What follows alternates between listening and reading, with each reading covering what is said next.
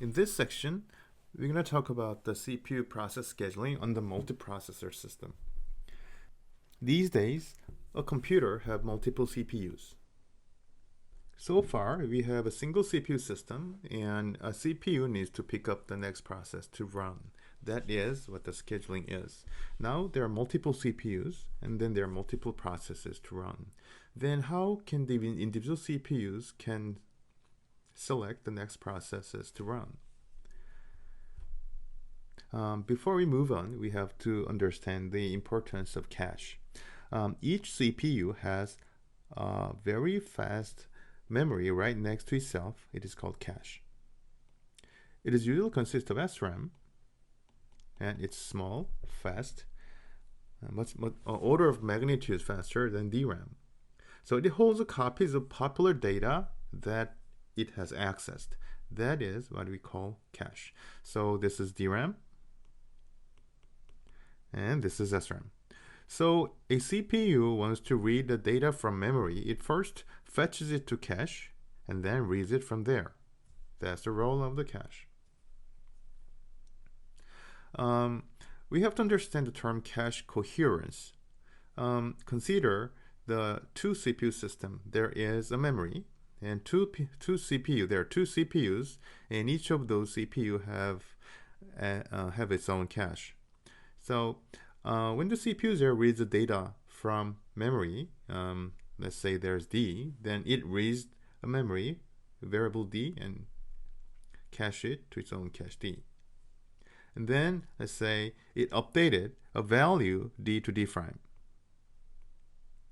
And then that content has not been reflected to original copy in memory. So there is inconsistency between the value in memory and the value in the cache. Now, let's say CPU1 wants to read the value from the same address that the D has located, and then D will be read into CPU1. So D prime CPU0 has the most recent value of D prime, but CPU1 reads the old value of value D. So D prime and D, the value doesn't coincide with each other. So that's inconsistency.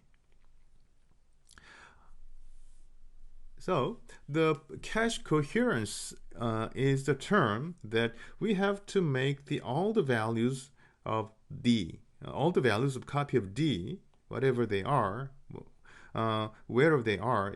Let's say in this figure, CPU 0 has the copy of value D prime on its own cache, and then CPU 1 has its own value of copy of D on its own cache as well.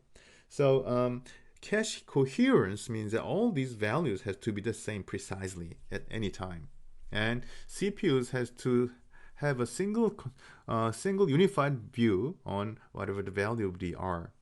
One of the ways to maintain coherency is bus snooping. Each cache listen to the bus and what's going on there. Then when a CPU sees an update for a data item it holds in its cache, it will notice the change and either invalidate its copy or update it. So that's what the bus snooping is. We listen to the bus and updates its local copy if there is any, or invalidate it if it's been updated. That's the role of cache coherence. Another thing we have to pay attention to is the synchronization. Let's say there are two CPUs, and each CPU try to access the same data structure called list. For example, the typical example is list of ready list. A list of processes, we call it ready list. Let's say consider the list pop function. List pop function has a pointer, and then there is a global data structure, linked list. Let's say there are three lists, and there is a data structure, and that is the head, and that points to the head of the linked list. The role of this program is that this is let's say this is a program list pop, and then first this is a temp variable, and it sets the temp points to the node pointed by head, and then it copies the value to its local place, and then it updates the head to the next pointer, and then it frees this memory space. This is the basic location and operation of the list pop function. So first, let the temp to point to the node that is pointed by head, and second, copy the value. Third, update the pointer, and four, free the node. So this is the node operation of list pop. 1, 2, 3, and 4. All right. So there, but assume that there are two threads that executes the same code, list pop. There are two CPUs, and they're running concurrently.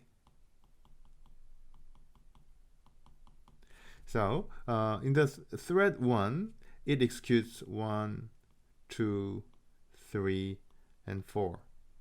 And thread 2, somehow, thread 2 executes the same function concurrently, and it executes sentence 1, 2, 3, and 4. All right, but this is statement 1, 2, 3, 4, and 1, 2, 3, 4. Assume that these guys are accessing the same memory variables and memory contents. Here, let's assume that this is T1. Okay, there's another thread here, and then it is, let's note it T2. It has own temp variable, and somehow T1 executes statement 1, and then T2 executes statement 2 in the second time. And then the local pointer of T2 also points to the value, this node. Okay, so this is executed. This is executed first, and this executes second. Then now you can see what the problem is going to be.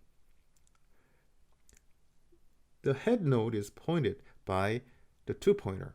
Then those copies will, the value of the head node will be copied into the same variable, and then whomever executes first, he is going to free the node. And then at that point, whatever the other threads are, the pointer that has pointed to the head node will become invalid. The solution to this approach is to acquire the exclusive access when you need to update the list. So you have to lock the region, and you have to unlock the region, and you're done. There is like an important concept of cache affinity. Cache is very fast memory. There is CPU, and there is cache, and then there is DRAM. Let's say there is 2 CPU system, dual CPU, there is another CPU, and there's cache. So when a certain program is running on CPU 1, let's say this is CPU 1, this is CPU 2. Let's say this certain CPU is running on this cache, and the variable D is cached on the cache of CPU 1. And then the thread that's been running on CPU 1 somehow has been migrated to CPU 2 and starts to running. Then CPU 2 will execute thread 2, CPU 2 will execute thread 1, and thread 1 has to recache the data D from the cache of CPU 1 to the cache of CPU 2. So this value has to be written back to DRAM, or it has to be directly migrated to the cache of CPU 2. It is very time-consuming operation. It's very expensive. So when you schedule a process, you should preserve a cache affinity, and it means that you have to fetch the thread to the CPU where the process or the thread has been running. That is what we call preserved cache affinity. So next time the process run, it'll run faster if some of the state is already present in the cache on that cache, in the CPU in the cache. Okay, so given those knowledge, now let's deal with the multiprocessor CPU scheduling. The first and simplest approach is to use just single ready queue and put all jobs that needs to be scheduled into a single queue. Then each CPU picks the next job from the globally shared queue. As you can see from this terminology, you should be able to foresee that this scheduling paradigm suffers from the scalability issue because multiple CPUs are sharing the same linked list, and then every time they access the linked list and pop the contents from the linked list, you have to lock the list. So scalability will fail.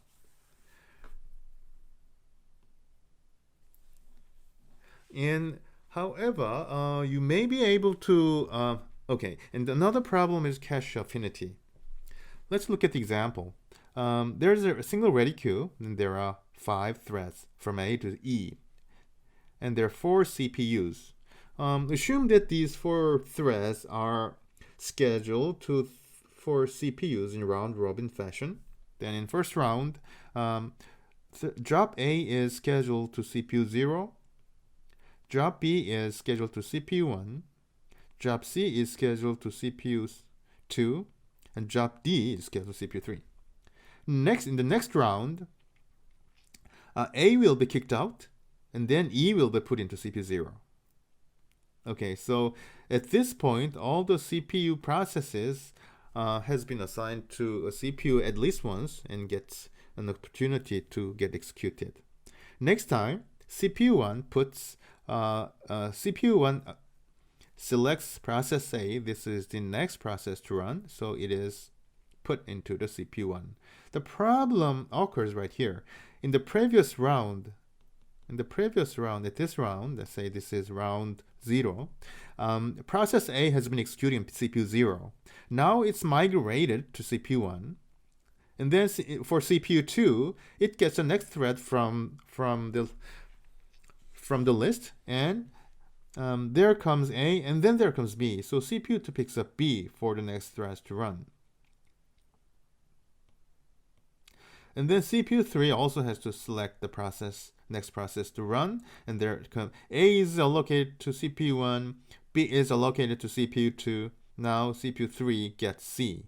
You see, B is moved from CPU 1 to CPU 2, and C moves to CPU 3 from CPU 2. So all these processes are migrated to the different CPUs from the one that has been executing in the previous round. So cache affinity has all been violated.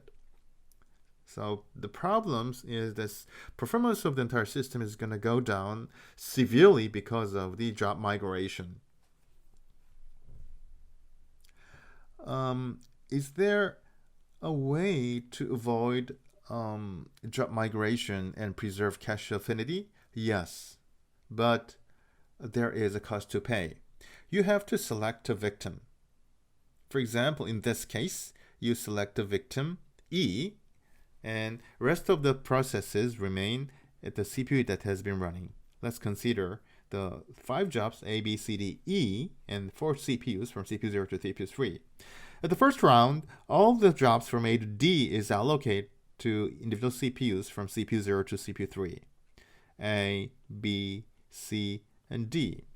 The next round, E gets assigned to CPU 0. However, rest of the threads, the CPU scheduler decided to guarantee the cache affinity feature of the first 4 thread from A to D, and then we will migrate only E. So in CPU 1, it executes only B, and B gets scheduled only to CPU 1, and C gets scheduled only to CPU 2, and D gets scheduled only to CPU 3. And every time, E gets kicked around. So in the first round, process A, B, C, D are executed on CPU 0, 1, 2, 3. In the next round, E gets executed in CPU 0, but A don't get a chance to be executed in CPU 0. However, in other CPUs, CPU 1 and CPU 2 and CPU 3, it executes the process it has been executing in the previous round. So B gets executed on CPU 1, C gets executed on CPU 2, D gets executed on CPU 3. In the next round, in R3, now, because here E also gets executed, so the first process next to run is A. So A gets executed on CPU 0. However, here, B now loses its opportunity to execute, and E gets moved to E. And then C gets executed on CPU 2, and D gets executed on CPU 3. So here, in this approach, A, B, C, and D preserve their cache affinity. However, for B, it gets terribly executed. It always gets kicked around. There are two approaches. First one, there are two issues here. First one is unfairness. So it is unfair to E. The second one is the complexity. It is very difficult to implement this CPU scheduling algorithm. Now we're going to talk about the multi-queue processor scheduling algorithm. In multi-queue process scheduling algorithm, each CPU has its own queue. That's basically it. However, there are a few issues. So this is multi-queue scheduling approach. There are two CPUs and two queues, and each CPU has its own queue. CPU 0 maintains queue 0, and CPU 1 maintains queue 1. And in CPU 0, there are two jobs, A and C, and for CPU 1, there is two jobs on B and D. So for CPU 0, A gets executed and C gets executed, and they execute it in round-robin fashion. The same for CPU 1. There are two jobs, B and D are executed in round-robin fashion as well.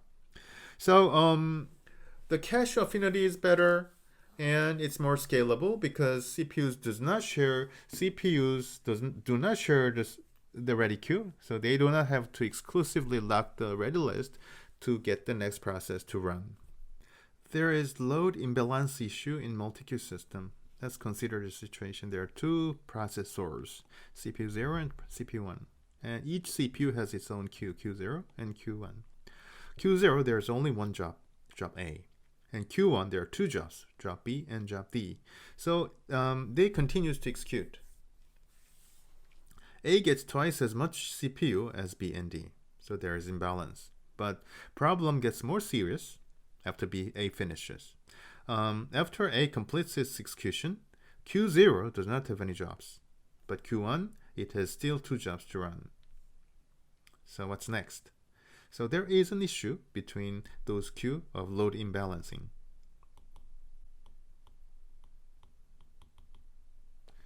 How can we fix it?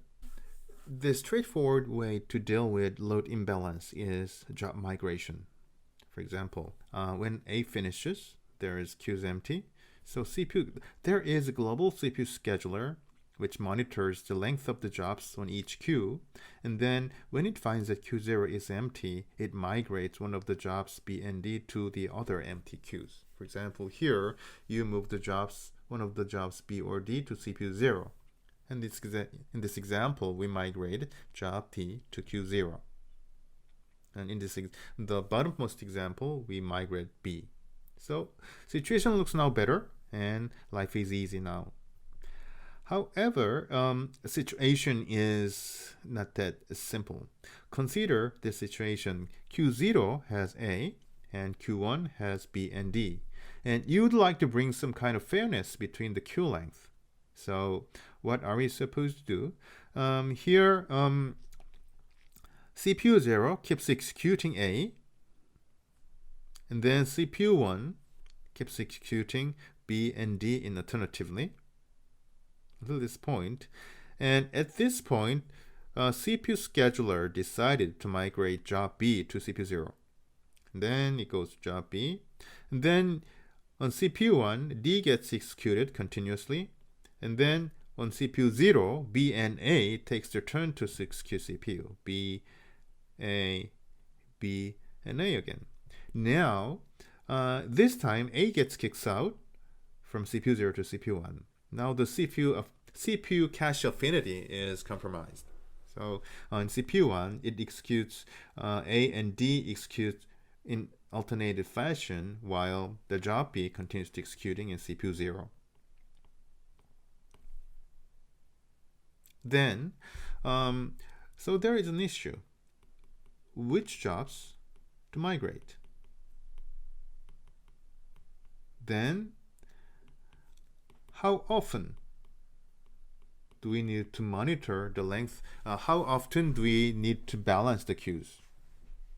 Those are two basic and complex issues you need to take care of for load imbalance in multi-queue system. How often do we need to balance the load?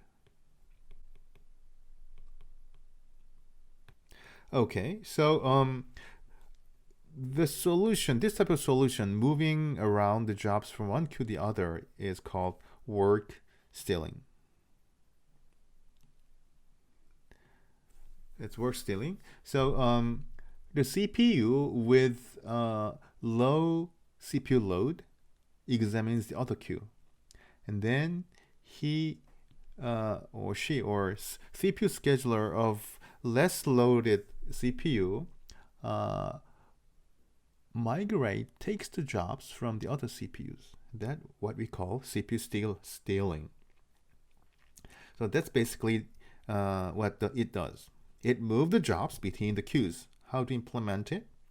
Well, there is a source CPU, and it is a CPU with low on the jobs.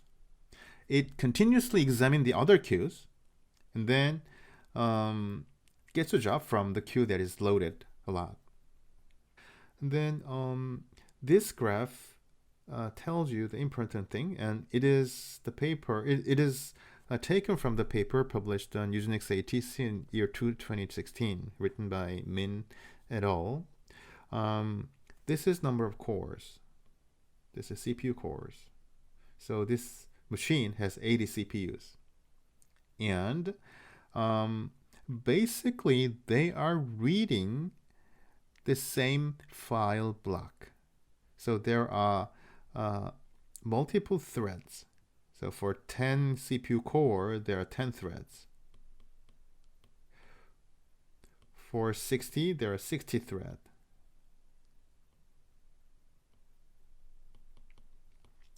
And these threads read the same file and then same page. And this is the number of read operations that has been performed on all threads. Can you see? The performance of reading a same file block in total, it's 1 million operations per second, has decreased. Well, I'd say this is approximately 20 to 1 when you increase the CPU by a factor of 10, for example. Let's say this is 4 CPUs, and then it reaches 10 million ops per second. It reads 10 million pages per second, all through all 4 CPUs altogether. But if you increase the number of CPUs and number of threads equivalent to 40, then it reaches like 0.5.